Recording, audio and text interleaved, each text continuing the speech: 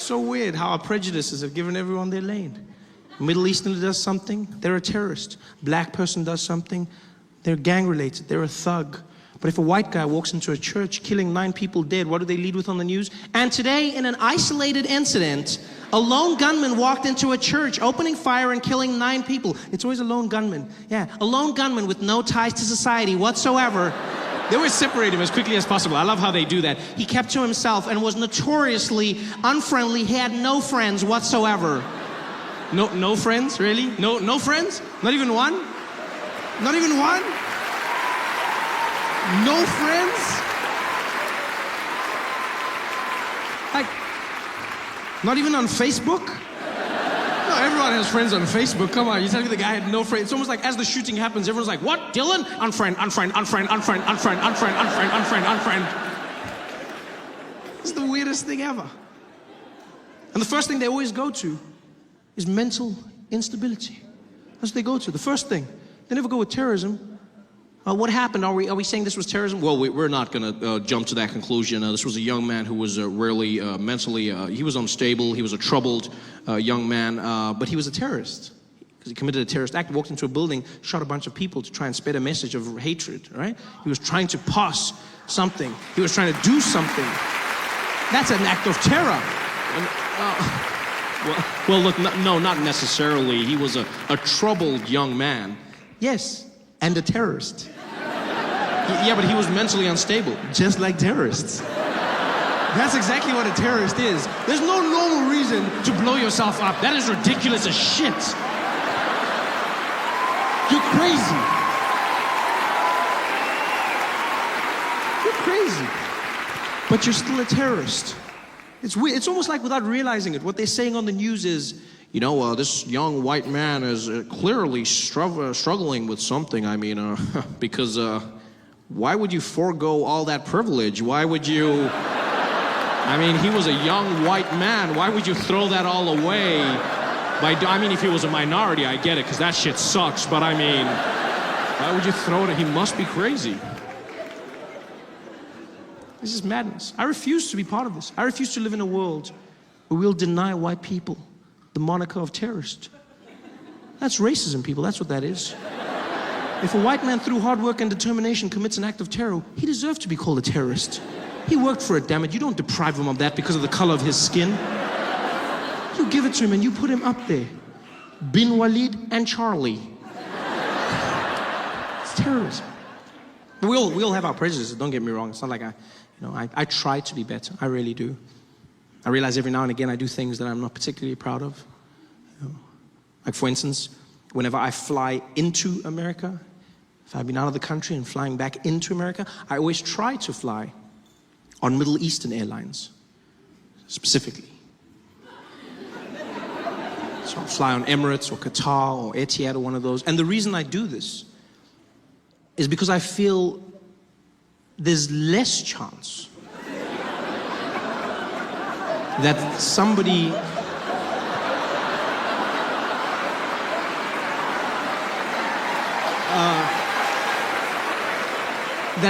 and this may sound a little bit racist, you have every right to be offended, you really. But I feel like there's less chance that somebody will attack one of those planes.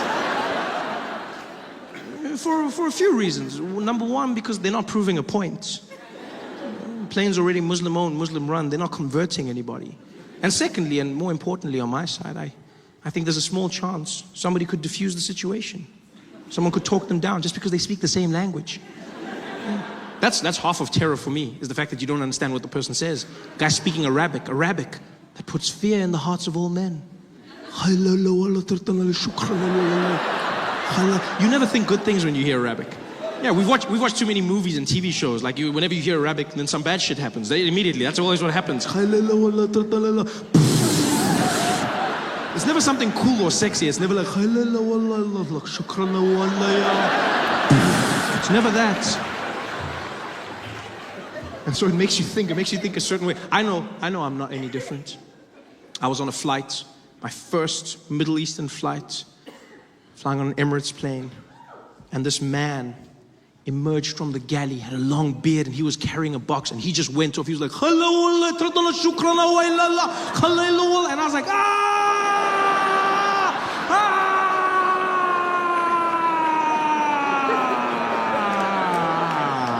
Chicken, please. Chicken. Sorry, I get really excited for chicken. I'm sorry for that. Sorry. It's like, my friend, excited. You looked petrified. I said, I am, of the flavor. Chicken! Wow! I love chicken. I love chicken so much. He's like, oh, Is that a black thing? I said, that's racist.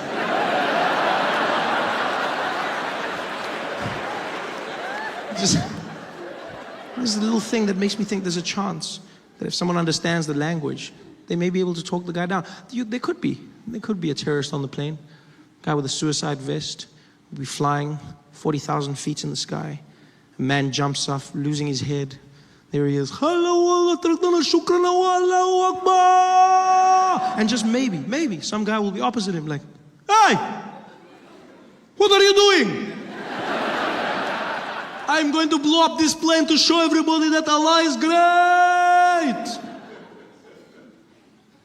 Yeah, but we know this.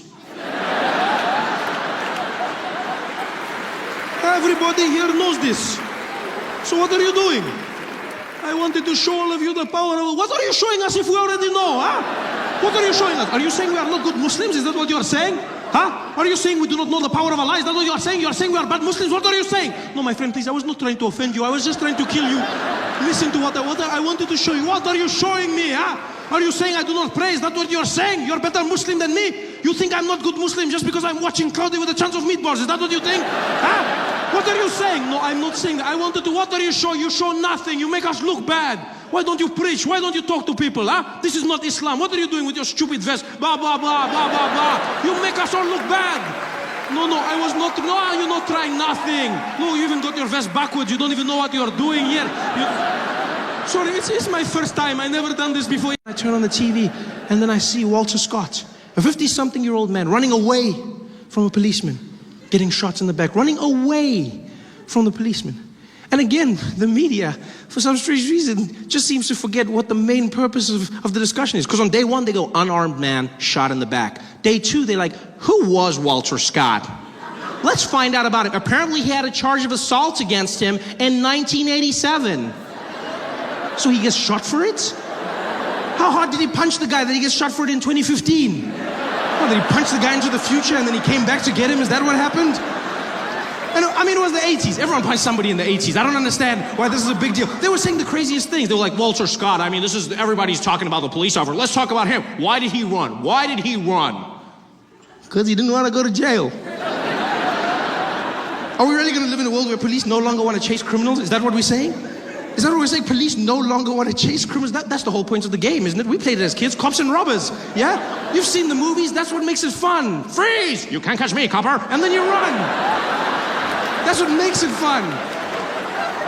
Now police no longer want to chase criminals. We're going to live in a world where police, can you imagine what that's going to do to the movie industry? It's going to be horrible. Remember, we're going to be watching Bad Boys 5, Martin Lawrence and Will Smith. Freeze! Okay, end of movie, done. This is the worst movie ever.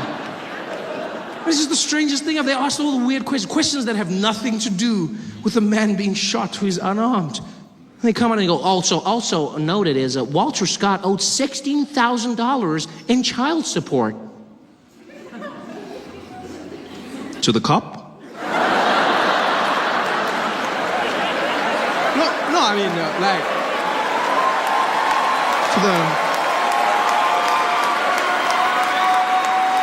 Because that would be a different story. That would be like, if that was the mother of his children that shot him, then you know what? I may actually be on her side. You never know. Yeah, I might have been there like, you know what, sister? You shoot him in the back, girl. That's right. You shoot him thinking he ain't gonna pay after he play. You shoot him in the back thinking he gonna run away from his responsibilities. Shoot him dead. But this has nothing to do with it. A policeman shoots an unarmed man, he's running away. And then they have the crazy nerve to say, this officer feared for his life. He was afraid. Afraid of what? The man's running away. There's nothing less frightening than somebody running away from you. That is the definition of fear. He's running away. The only thing he could have done to be less threatening is to cluck like a chicken as he does. There's nothing less frightening than a man running away from you. Like, what are you afraid of? You can't say he was running away. I was afraid. Afraid of what? He's running away from you. That makes no sense. You're seeing him from behind. No one's threatening from behind. They're running away. There's no one who's frightened. Like maybe Kim Kardashian, but nobody else he's running away from you. You shoot him in the back. And I was like, yeah, I was afraid. Afraid of what? What, do you have abandonment issues? Why would you shoot a man? My dad left when I was 5. Makes no sense. So I don't know how not to die. And here I am in my car on the side of the road in a random street in Los Angeles. And the whole time I'm just like, I don't want to die. I don't want to die. I don't want to die. And the policeman, he gets out of his car and he starts walking towards me. And his hand is by his side and it's doing this. And I've watched Westerns. I know what this means. This is never good. This never turns into friendship.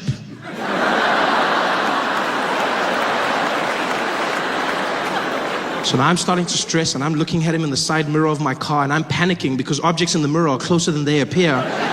So he's gonna get there at any moment. And I don't know why I did this. Like as soon as I panicked, I completely panicked and I launched myself out the window. I took my body and I threw it out the window and I fell onto the side of the car, just and onto the side of the car. I basically went back to nature. I thought of a predator, you don't make eye contact and you play dead. That's all I did. I just played dead on the side of the car. Shame, which freaked him out. He was just like, what, hey, what's going on? And I said, I'm sorry, officer. I'm sorry. He's like, sure, what are you sorry for? I said, whatever it is that's gonna make you shoot me, I'm sorry. I'm sorry, officer. He said, sir, get back in the car. Get back in the car. I said, no. I don't want to die. Please, I'm not falling for that trick. Please, officer, I'm sorry. I'm sorry. He's like, sir, I'm not going to kill you. Just get back in the car. Get back. And I mean, Shane, this guy was just as freaked out as I was. I'm not going to lie. Because, I mean, when I put myself in his shoes, what does he do? Imagine that you're standing on the side of the road, a guy jumps out of his own car. He can't even call for backup. What does he say? 10-4, I need backup. What do you need? I got a black guy killed himself. 10-4, you gotta make something up better than that. We'll back you up, don't worry. Like you can't, like what do you say? It's just like weird. The guy's freaking out, I'm freaking out. And I'm lying there.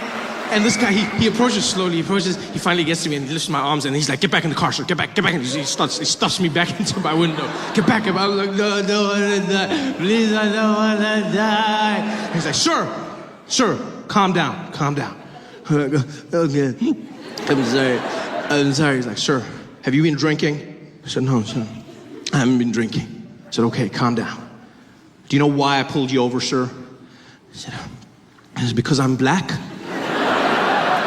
And now, I wasn't being an ass, nor was I joking.